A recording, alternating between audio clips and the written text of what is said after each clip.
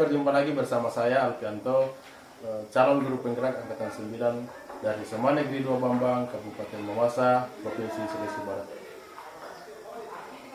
Dan pada saat ini saya tidak sendiri, saya ditemani sama Ibu Eva Turjana sebagai rekan guru saya di SMA Negeri 2 Bambang. Beliau mengajar mata pelajaran geografi. Baik, Assalamualaikum warahmatullahi wabarakatuh, Bu Eva. Ya. Apa kabarnya hari ini, Bu Eva? Alhamdulillah baik. Nah, pada saat ini kita akan melakukan percakapan pra-observasi. Nah, dan nanti akan saya amati jalannya proses pembelajaran yang Ibu lakukan di dalam kelas.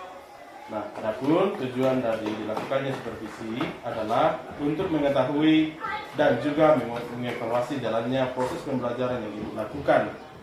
Dan kenapa saat ini kita lakukan kegiatan pra-observasi sebagai proses awal sebelum Ibu melakukan kegiatan proses pembelajaran agar lebih siap dan lebih percaya diri dan memberikan pembelajaran yang terbaik bagi murid kita. Nah, Bu Eva, ada beberapa pertanyaan yang akan saya sampaikan ke Ibu. Nah, kira-kira apa tujuan pembelajaran yang Ibu ingin capai nantinya? Jadi tujuan pembelajaran saya nanti pada proses pembelajaran ada 3. Yang pertama itu peserta didik mampu mengetahui penyebab perbedaan pola pemukiman di desa. Kemudian yang kedua, peserta didik mampu membedakan pola pemukiman desa dan kota yang satu dengan yang lainnya sesuai dengan fungsinya. Yang terakhir, peserta didik mampu membedakan potensi fisik dan non-fisik dari desa dan kota. Ya, nah ada 3 tujuan pembelajaran ya Bu yang Ibu ingin capai. Nah, lalu bagaimana dengan pengembangan yang ingin Ibu capai nantinya dalam pembelajaran Ibu? Dalam proses pembelajaran yang ingin area pengembangan yang hendak saya capai yaitu dapat memperdalam keterampilan siswa dalam bekerja sama, menghargai dan sikap menghargai antar sesama teman. Oh iya. Jadi menghargai dan saling sama sesama teman yang dikembangkan.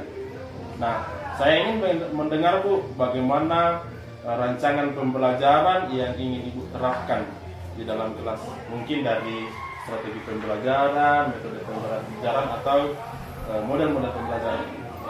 Oke, dari strategi yang saya persiapkan untuk proses pembelajaran saya nanti, strategi yang saya lakukan yaitu dengan mendesain pembelajaran yang kreatif, memasukkan unsur KSE dan berdiferensiasi dalam rencana pembelajaran dengan metode saya memakai di sini metode PJBL, Project Based Learning, yaitu membuat suatu project nanti. Kemudian saya akan menampilkan pembahasan dulu pada PowerPoint. Kemudian saya akan membagikan kelompok untuk pembuatan sebuah maket. Disitulah nanti saya membuat kelompok, terus memperhatikan kerjasama antar siswa. Oh iya, jadi PJBL metode pembelajaran yang Ibu ingin terapkan ya. Baik Bu, lalu Bu bagaimana dengan media pembelajaran yang ingin Ibu gunakan di kelas? Apakah menggunakan media pembelajaran atau bagaimana ya? Jadi media yang saya pakai itu berupa laptop, kemudian slide presentasi, PowerPoint. Saya kira itu saja. Ya, jadi PowerPoint yang ya, media yang akan Ibu gunakan. Nah, baik Bu, jadi kira-kira kapan bisa saya masuk dalam pembelajaran yang Ibu lakukan? Jadwalnya kira-kira bagaimana? Di kelas 12 pada hari Kamis jam ke-34. Nah, jadi nanti di hari Rabu ya, hari Kamis ya, di hari Kamis jam ke-34. Nah, baik Bu, jadi nanti pada saat jam Ibu mengajar, saya akan datang ke kelas Ibu untuk melaksanakan supervisi. Saya akan melihat dan juga mencatat hal-hal apa saja yang terjadi di dalam kelas Bu. Nanti setelah kegiatan observasi di kelas, akan ada lagi Bu percakapan kita yang terakhir, yaitu percakapan pasca observasi. Nah, jadi demikian percakapan kita Bu mengenai kegiatan percakapan praobservasi yang kita lakukan. Nah, sebelum kita akhiri Bu, kira-kira apa yang Ibu dapatkan dari hasil percakapan kita di percakapan praobservasi ini? Dari hasil percakapan kita ini, saya bisa memikirkan metode-metode apa saja nanti pada saat proses pembelajaran. Kemudian ide-ide apa saja yang akan saya berikan pada saat proses pembelajaran. Ya, baik Bu. Jadi ada ide baru ya yang Ibu dapatkan dari percakapan kita saat ini. Jadi baik Bu, terima kasih atas waktunya dalam percakapan praobservasi ini, dan sampai jumpa di observasi kelas nanti. Jadi demikian percakapan praobservasi yang telah kami lakukan, dan sampai jumpa pada kegiatan selanjutnya, yaitu observasi kelas dan percakapan pasca observasi.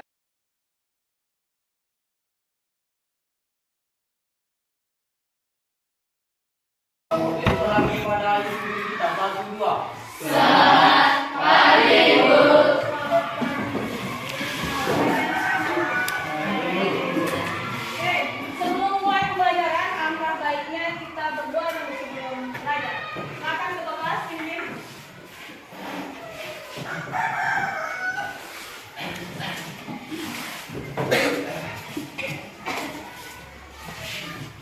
Jadi kita belajar, mari kita berdoa menurut keyakinan dan kepercayaan kita masing-masing. Doa dimulai.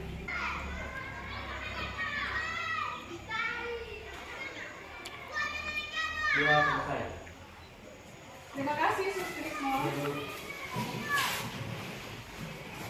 Kelas 12, bagaimana kabarnya hari ini? Baik. Super baik. Selamat pagi semua.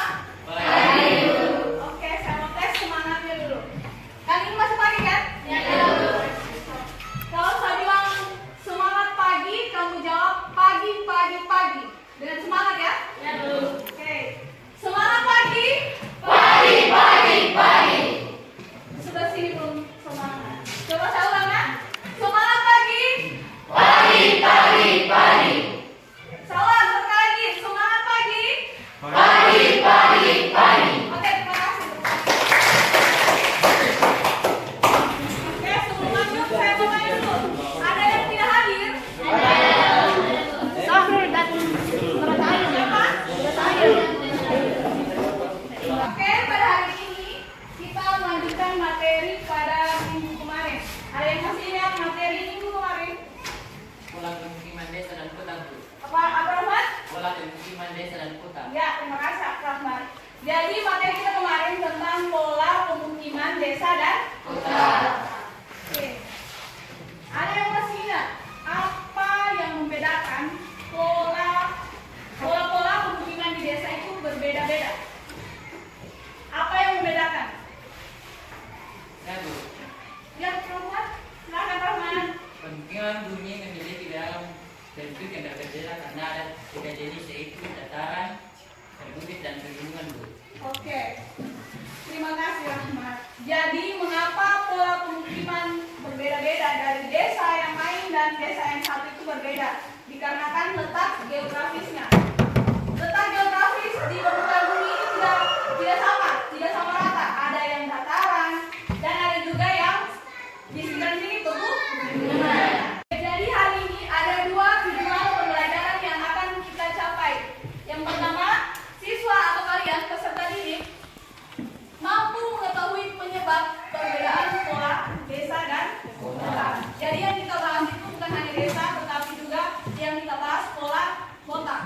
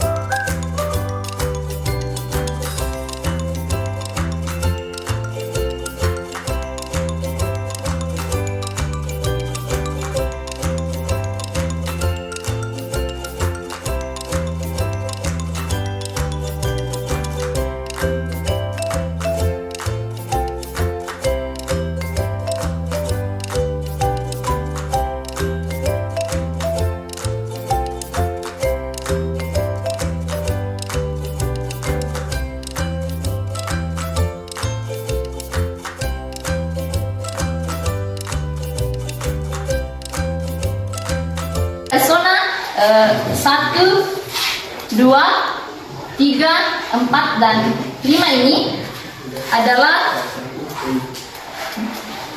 teori yang mengungkapkan bahwa kegiatan manusia khususnya penduduk dan kawasan industri lainnya. Pemukiman penduduk yang dimaksud adalah seperti yang telah dijelaskan oleh saudari Siska Yanti, ada 3, yaitu kaum para buruh, kaum para menengah, dan kaum para elit atau kaum para kelas atas.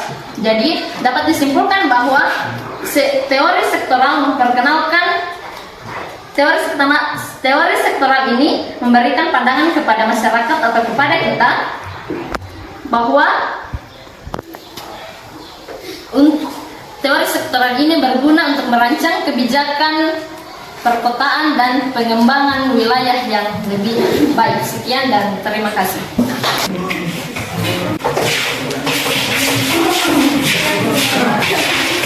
Untuk kelompok terakhir, saya kira penjelasan sangat baik, sangat bagus. Terima kasih. Berikan aplaus sekali lagi.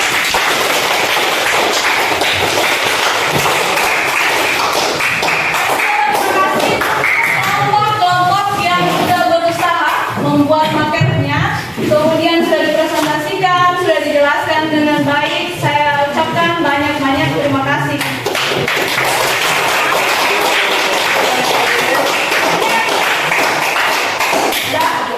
Sebelum kita tutup materi pembelajaran hari ini, ada yang bisa simpulkan hasil dari beberapa hasil presentasi tadi tentang pola pemukiman desa dan pola pemukiman kota yang kita pelajari pada hari ini.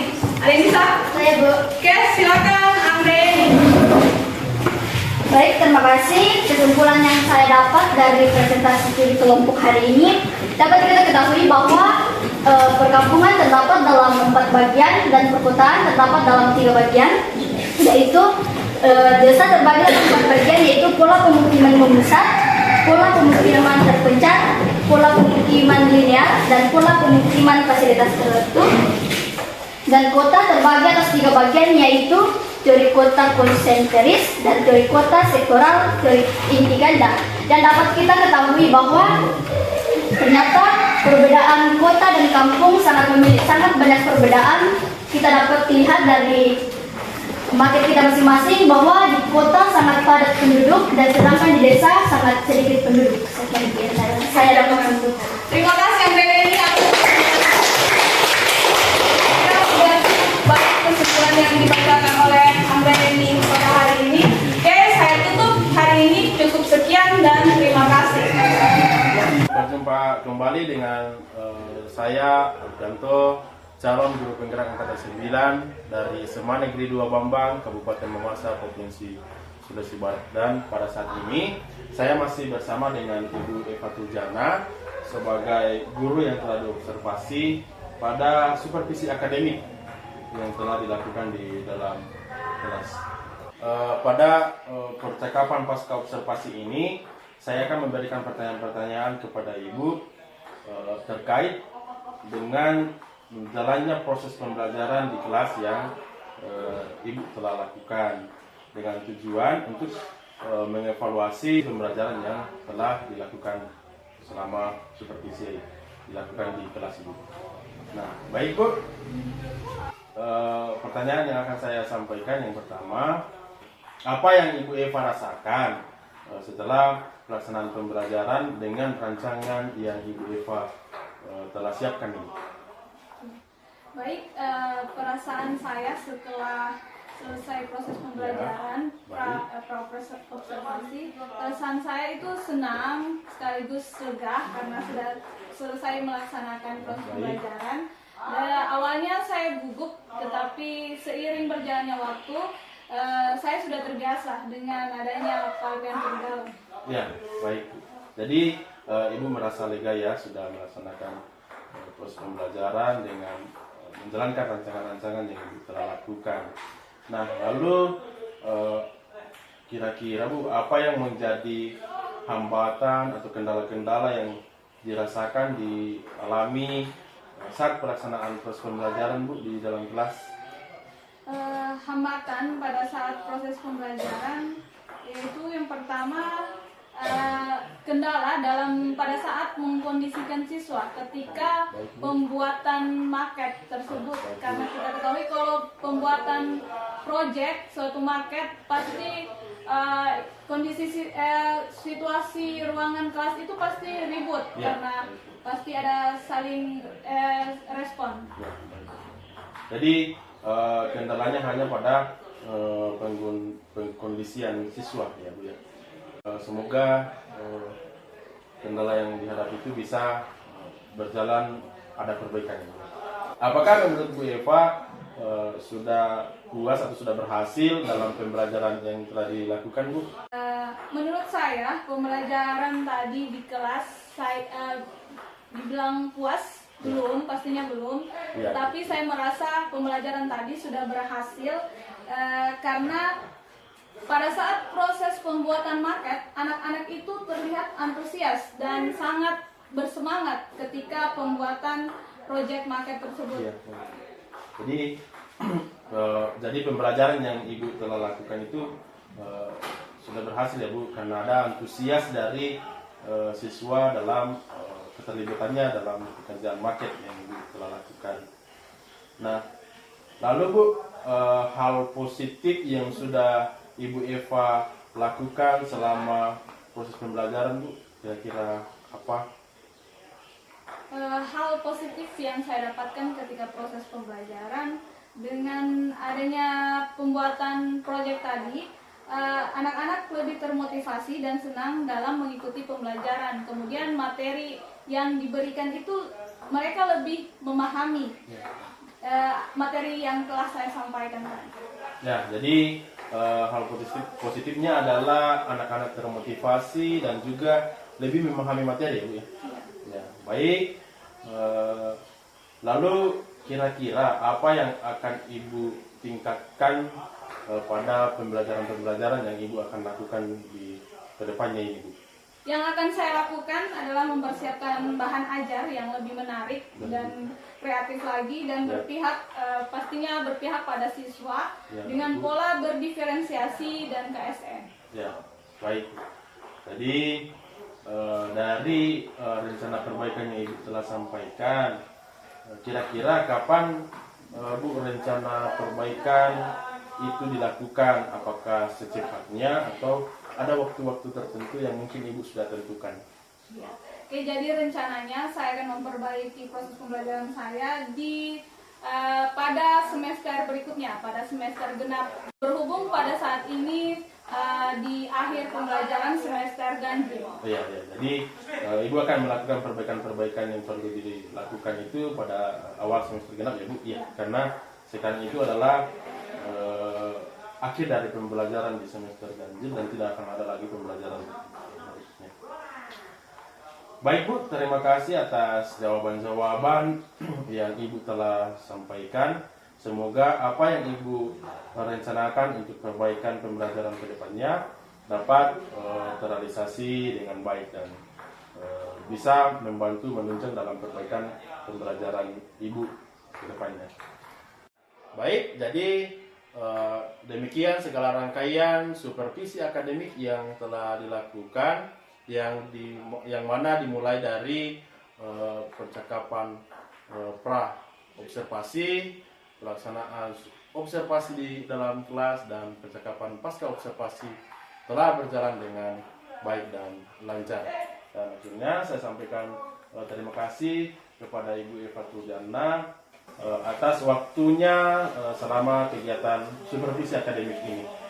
Semoga apa yang telah kita lakukan menjadi bahan bagi Ibu dan juga bagi saya untuk perbaikan-perbaikan dalam pembelajaran kita di hari-hari berikutnya ya Bu. Jadi demikian observasi akademik yang kami telah lakukan. Mohon maaf atas segala kekurangannya Bu Eva, dan terima kasih atas waktunya.